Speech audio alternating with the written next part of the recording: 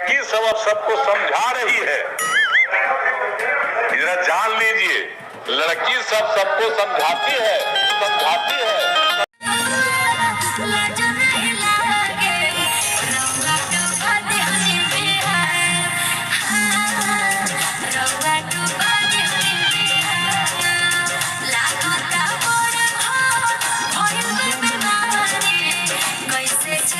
तो रोज लड़कियां के साथ रत्वा में सुतने न करता है, रत्वा में सुतता है तो उसी में देता है पनिया भी, बीच में भी।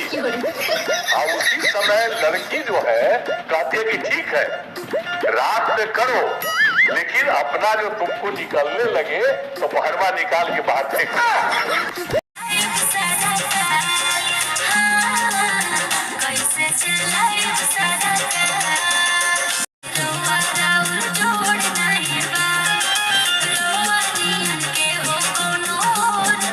तो रोज रात में जो सतिया होता है उसके साथ करता है ना, तो उसी में और पैदा हो जाता है। और लड़की पढ़ लेती है कि हमको मालूम था कि वो करेगा ठीक है, लेकिन अंतिम में भीतर मत घुसाओ, उसको बाहर कर दो।